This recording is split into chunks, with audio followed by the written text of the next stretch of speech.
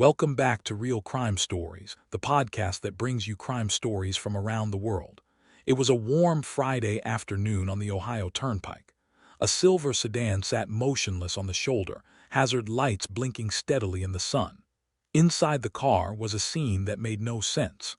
An elderly woman sat frozen in the backseat, too shocked to speak. In the driver's seat, a wife clutched the steering wheel, her hands covered in blood. And beside her, slumped in the passenger seat, was a 69-year-old doctor, dead from a single gunshot wound to the head. The wife was screaming when she called the police. Through sobs and gasping breaths, she told the operator a terrifying story. A robber had appeared out of nowhere, short, dressed all in black, his voice mean and threatening. He demanded her husband's wallet.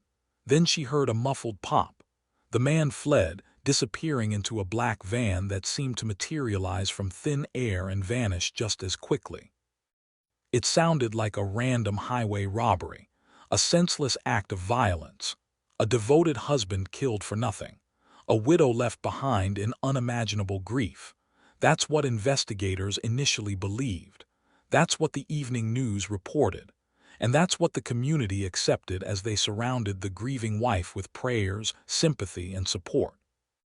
But 30 miles away, at a service plaza in Portage County, a grainy surveillance camera had quietly captured something that didn't fit the story. Hours before the frantic call to the police, the footage showed Donna Munda standing in the parking lot, turning her head to look directly at a man sitting in a car across from her. It wasn't a casual glance. It lingered. The kind of look you give someone you recognize, someone you're expecting. That brief moment, lasting only seconds, would unravel everything investigators thought they knew. Dr. Munda had spent 40 years building more than a medical career. He was building a legacy. He came to the United States from India with a medical degree and the hope of succeeding in America. He completed his urology residency at Albert Einstein Medical Center in Philadelphia, learning American medicine while adjusting to a new culture and a new life.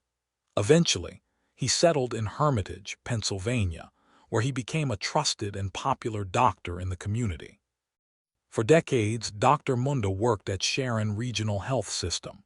Colleagues described him as meticulous, dedicated, and deeply reliable, the kind of physician who remembered patients' names years later, who stayed late to answer questions, who made people feel like they mattered. To his family, though, his defining trait wasn't medicine. It was generosity. Munda believed success was meant to be shared. Trial testimony revealed a man who financially supported his extended family again and again. He lifted his family and extended family out of poverty. Whenever family members need support, it is Dr. Gulam, college tuition, business loans, medical bill no one else could afford. He was the one to be called. If someone needed help, Gulam found a way. He became the family's center of gravity, the person everyone relied on, the one who never said no. Every Friday, without exception, he made the hour-long drive to a mosque in Youngstown for prayers. Faith wasn't something he talked about or displayed publicly. He practiced it quietly, consistently, year after year. At home, however, life was more complicated. Friends and family described a man who valued order above all else. The house had to be quiet at certain times. Meals were served on a strict schedule. Routines were followed precisely, without deviation. Some called it discipline. Others saw it as rigid control. Here is the catch. Dr. Munda was good, kind, and loving to others outside, but very strict with his family and loved ones. Both were true. And understanding that complexity matters because it helps explain what came next. Because it helps explain why his wife convinced herself she deserved something different. Donna Munda was widely known as bubbly and warm. Born in 1959 in Bedford, Pennsylvania, she grew up in a small mountain town, became a nurse, and was good at her job. Coworkers remembered her as kind and competent, someone who remembered birthdays and left handwritten jokes in the break room to make people smile. But there was another version of Donna, one she kept carefully hidden. In 1998, Donna's father died, and something inside her broke. Federal court documents later revealed she began using fentanyl around that time, back when it was still widely prescribed, and long before it became synonymous with addiction and devastation. She was also struggling with depression and chronic insomnia. She medicated herself to dull the grief, keeping her pain hidden behind a practiced smile. Those who knew her noticed a change. The bubbly Donna grew quieter, more distant. For years, she fought battles no one else could see, desperately holding onto the appearance of normalcy. She managed to keep it together for 6 years. Then, in 2004, everything collapsed. Donna was caught stealing prescription painkillers from her employer and was fired on the spot. For a nurse, it wasn't just losing a job.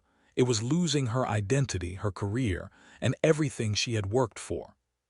She checked into Gateway Rehabilitation Center, hoping to get clean and rebuild her life. But by then, the damage had already been done. That's where she met Damian Bradford. Bradford was in his early 30s, nearly 15 years younger than Donna, a small-time drug dealer from a world far removed from the life she lived as a doctor's wife. Inside rehab, those differences didn't matter. They sat in the same therapy circle, sharing their failures, their shame, and their fragile hopes for something better. Rehab has a way of erasing social boundaries. The hedge fund manager and the homeless addict sit side by side. The doctor's wife and the street dealer pour the same bad coffee. In that stripped-down environment, something began between Donna and Damian that quickly went beyond mutual support and recovery. Donna started giving him things, not small gestures but serious gifts: cash, large amounts of it, a car, an apartment, multiple cell phones so they could communicate in secret. Court testimony would later describe their relationship as one built as much on transactions as on attraction. She had money and status. He had youth and attention. From the very beginning, it was volatile. Back in Hermitage, Dr. Munda appeared completely unaware. His wife had completed rehab. She was supposed to be better now. Life, he believed, was settling back into its familiar rhythm. He had no idea she was spending thousands of dollars on another man. No idea about the secret phones, the hidden meetings, the parallel life she was quietly building alongside their marriage. And this is where the money becomes critical. The Mundas had a prenuptial agreement. If Donna divorced Guillem, she would walk away with roughly $250,000, plus some shared assets. A significant sum, but not enough to sustain the lifestyle she had grown accustomed to as a doctor's wife, and certainly not enough to keep financing a relationship with a younger man with expensive tastes if Guillem died while they were still married. His estate was valued somewhere between $3 and $6 million. Here's the detail that stopped investigators cold. According to Bradford, Guillem offered Donna $1 million to walk away from the marriage, a clean break, no questions asked, $1 million free and clear. Donna refused. She told Bradford she wanted what she believed she deserved. That word "deserved" reveals more than any financial spreadsheet ever could. It suggests entitlement, resentment, and greed. The belief that life had somehow shortchanged her and someone owed her the difference. They didn't just talk about killing Guillem in vague terms. They planned it, carefully, methodically. They discussed scenarios, weighed logistics, and adjusted timelines. This wasn't a crime of passion. It was premeditation in its purest form. The first plan was to attack Guillem during his Friday trips to the mosque in Youngstown. Bradford would stake out the location, wait for him to arrive alone, and make it look like a robbery gone wrong. Week after week he tried. Week after week, something interfered: too many witnesses, bad timing, cars in the wrong places. The plan kept stalling. Then came the trip to Toledo. Guillem's nephew was buying a house there, and Guillem wanted to see the property himself, offer advice, and help guide the investment, as he always did for family. Donna saw the opportunity immediately. It was a perfect timeline to execute the mission. On the morning of May 13th, she met with Bradford and handed him a printed copy of their entire driving route. She told him exactly where they would be and when. She gave him her phone number so she could signal their progress in real time. Then she went home, helped her elderly mother, Dorothy, into the backseat, and began the drive to Toledo with her husband sitting beside her in the passenger seat. Behind them, Bradford followed at a careful distance, in his own vehicle. Throughout the trip, Donna sent text messages not to friends, not to family, but to Bradford, short updates, location markers, signals telling him exactly where they were along the turnpike. Somewhere in Portage County, they stopped at a service plaza, a bathroom break, maybe coffee from a vending machine. Dr. Munda had no reason to notice the man parked across the lot. To him, it was just another traveler passing through. But Donna noticed him. The surveillance camera captured it, her head turning slightly, her eyes locking onto Bradford's car, lingering just long enough to matter. A brief glance across a parking lot between two people who, according to the story she would later tell police, had never met. That moment would become one of the most damning pieces of evidence in the case. Two people making eye contact who shouldn't have known each other existed. They got back onto the turnpike and drove another 30 minutes into the late afternoon. Then, Donna eased the car onto the shoulder and brought it to a stop. Later, she would tell police she pulled over because she was tired and wanted to switch drivers with her mother. Her mother, Dorothy, would offer a completely different explanation, that she had a stomachache and asked Donna to stop. The stories didn't match, but in the chaos of what followed, investigators didn't immediately focus on the discrepancy. A car pulled up behind them on the shoulder. A man stepped out. Damian Bradford walked directly to the passenger side, where Dr. Donna Munda was sitting. He demanded the wallet, playing his assigned role as a highway robber. Then he raised a 9mm handgun and fired a single shot into the doctor's head. Dr. Donna was 69 years old, 4 decades of practicing medicine, an extended family held together by his generosity and support.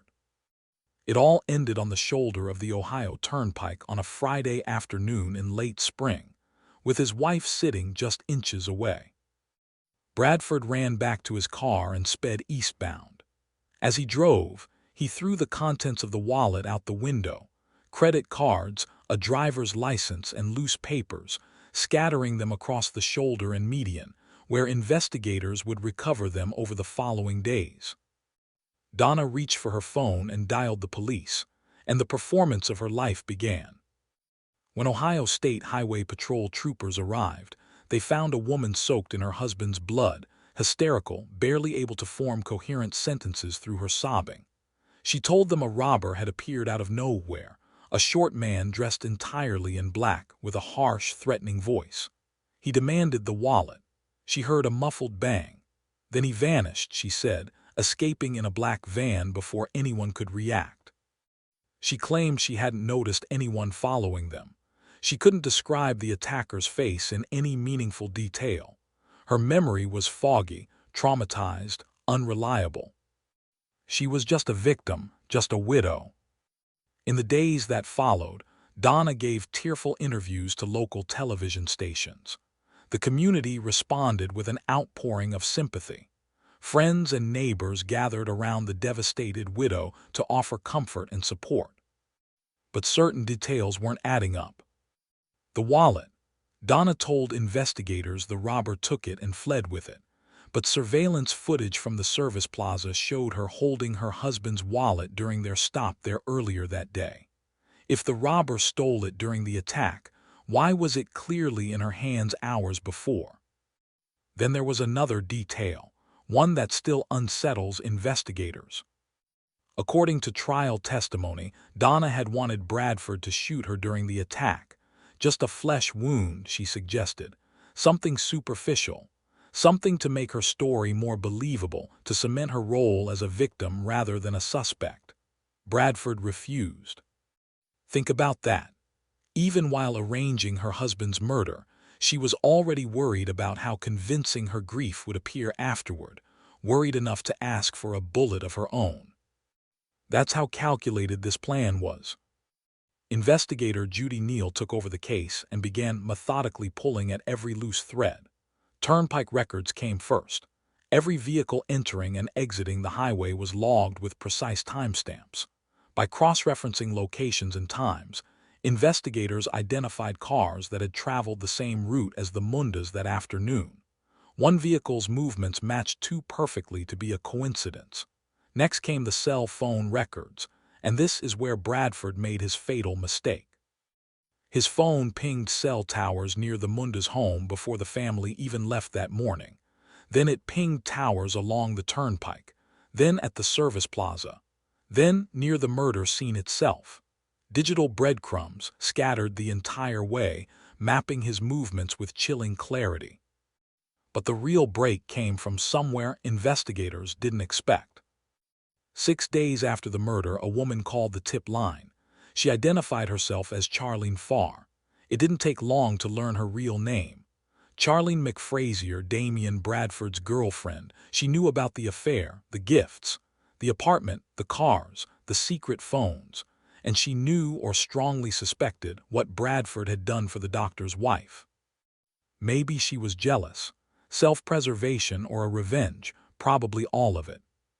That phone call led investigators straight to Bradford's door with questions he couldn't outrun.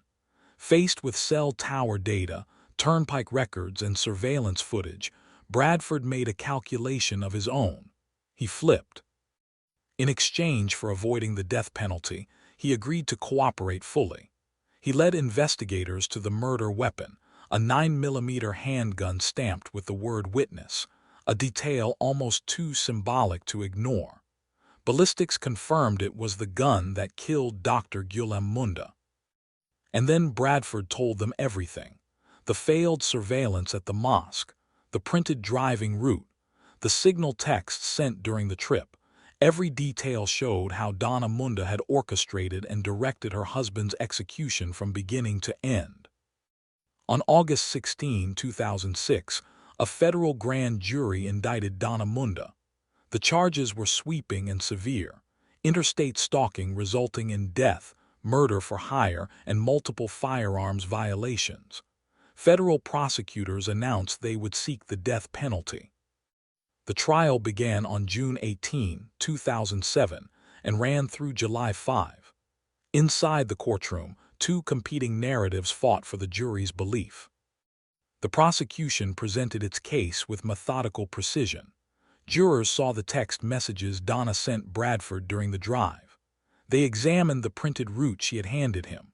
They watched the surveillance footage from the Portage County Service Plaza, frozen on that unmistakable moment when Donna looked directly at her accomplice across the parking lot.